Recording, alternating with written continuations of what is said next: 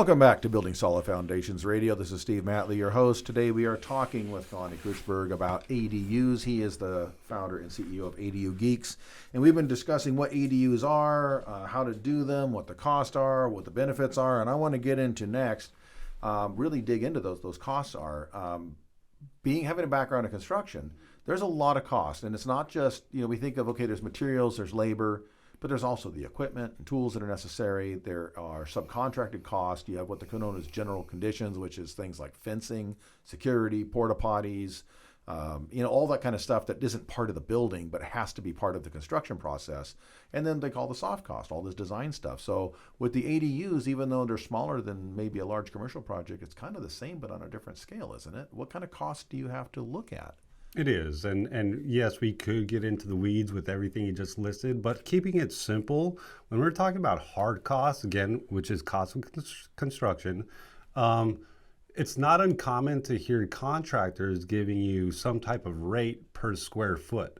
Okay. So on average, if we're in San Diego or Southern California, it's pretty common to see a rate of anywhere between $275 to $325 per square foot if it's a single story ADU, ground level. Okay, and when you get a quote like that though, that is based upon an average ADU in an average neighborhood at an average rate of labor during an average time of productivity, and everything's average. Yes. So that's why you have that range in there. Including the finishes. Right, and then what level, an average level of quality. Right. Because I can paint the concrete floor. Yes. Or I can put linoleum in, or I can carpet it, or I can put very expensive laminates in, or hardwood. Correct.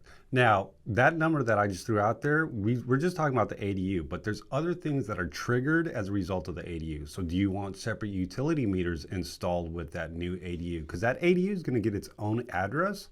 And then with its own address, you can coordinate with your utility agency for separate meters. And you would want separate meters. If you're renting it out, you would want separate meters. Well, if you don't, generally your renters aren't that concerned about running the water and keeping all the lights on. That's right. So you want them to get their own utility bill so they're paying their own stuff, right? And in California, that's key, because I don't know if you remember a few years ago, we had the drought when Governor Brown was still in, and he started doing kind of punitive rates if you went over a certain amount of water you used. Mm-hmm. And if you can't control what your tenant's doing, mm-hmm. you are exposed at that point. So you want to make sure that pain point gets pushed over to the responsible party. When you're party. talking to your contractor, you just want to make sure that whatever estimate they're giving you, it includes the install of separate utility meters. Now, is that two separate meters at the street, or is that a sub meter after your main meter? No, it'll be the first point of contact from that line. Okay.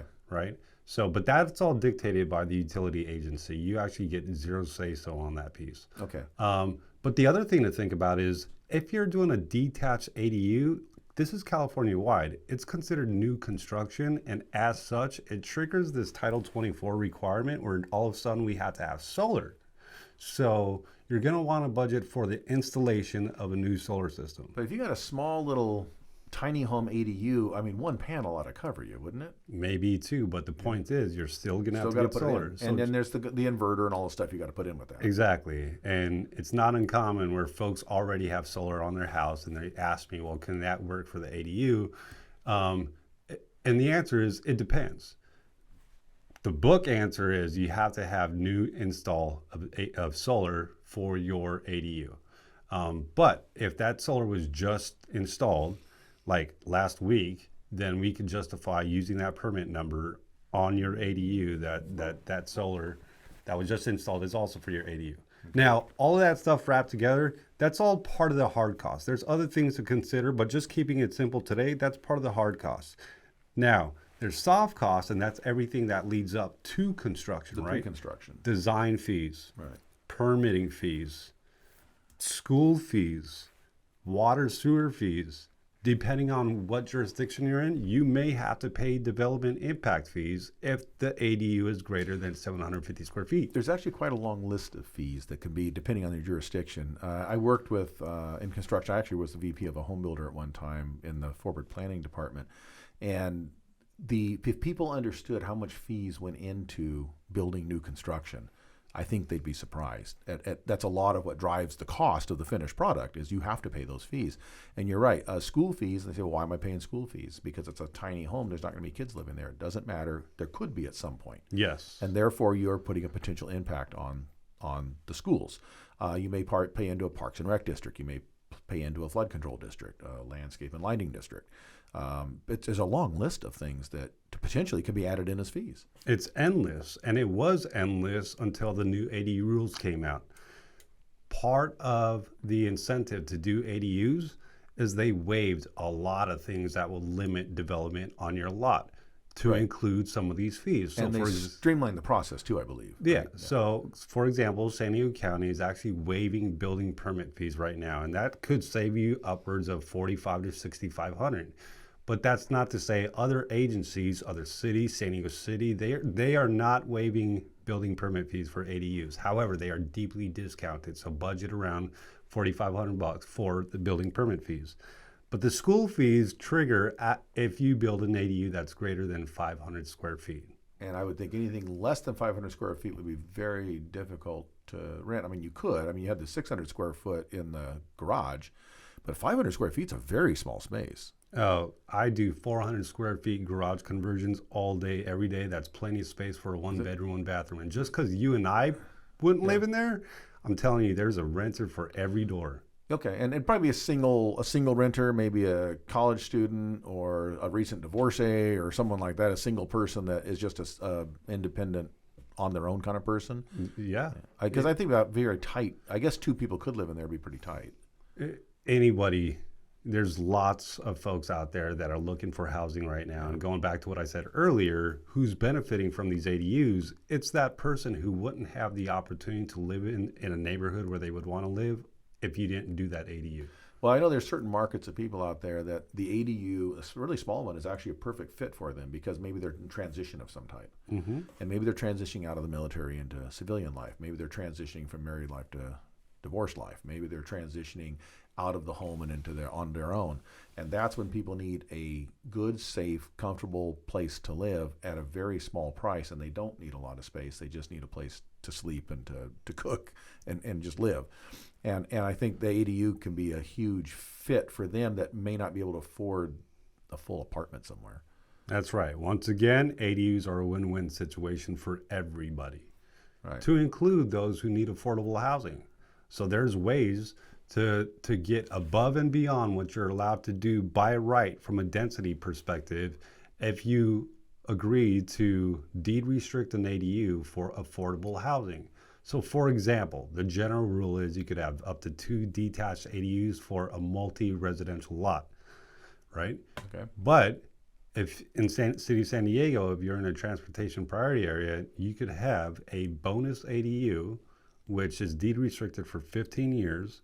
You earmark that for affordable housing, which also unlocks a 4th ADU. So I'm doing projects where I'm putting 4 so you'd detached have ADUs. 5 independent dwelling units on one lot. I've got a lot right now.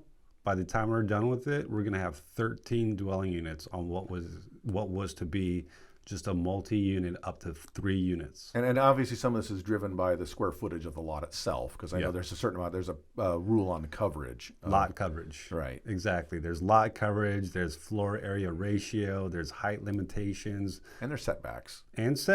But all of these things we just mentioned, because of the ADU rules, part of that package was they're relaxing on all of that stuff. So for example, where a side setback, rear setback might have been 5 feet or 10 feet, it's now 4 feet. 4 feet on the sides, 4 feet on the rears. But if you're in the city of San Diego, we could get you right up on the property line if it's an ADU. 0 lot line. Okay. 0 lot line, that's right. Or we talked about floor area ratio and lot coverage. Those are things that we would have to consider. But if you're just trying to get one ADU and it's 800 square feet or less, single story, then even things like a floor area ratio or lot coverage cannot stop you from getting an ADU. I remember in the old days, there used to be issues with converted garages because of parking issues. Cities said, no, you can't do that because we don't want the cars on the streets. But I think that's been lifted to us, has it not? Absolutely. There's a great example of another flexibility that's been afforded to us for ADUs. So if you are within a half a mile of public transportation, like a bus stop, you don't have to replace that parking. You don't have to provide parking for for the new ADU, right? So most of your urban areas, almost all your urban areas, I would think would be within half a mile of a bus stop or a trolley stop or something like that. Great point. Absolutely. Now, the key thing to mention is it's not as the crow flies, it's walking distance.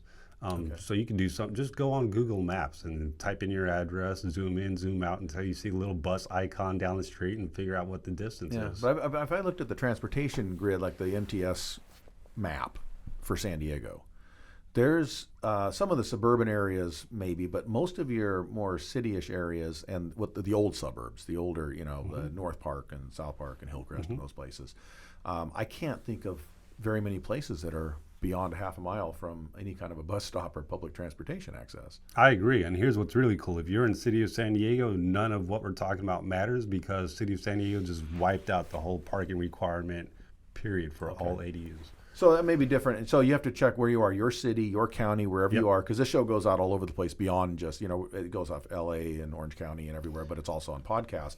So wherever you are, check out your regulations in your area. We're going to have to take another short break, but I just want to do a quick summation of what we talked about so far.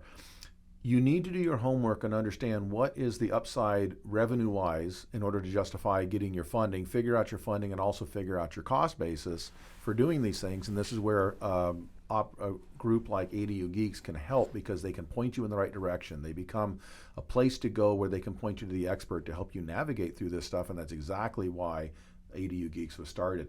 We're going to take another short commercial break. We'll be right back to wrap up the show with Kalani Kreutzberg right after this. Don't go anywhere.